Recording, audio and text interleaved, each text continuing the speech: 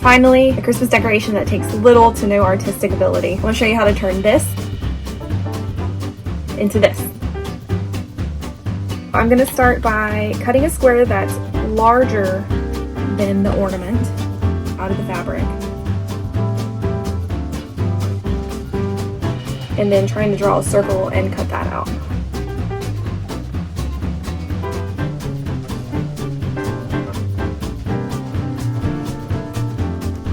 It doesn't have to be perfect because we're going to be cutting it again at the end anyways. Now you just wrap the fabric around the ornament and tie it off. And once you got it on there all nice and tight, trim off the excess. You've got yourself a cute little ornament.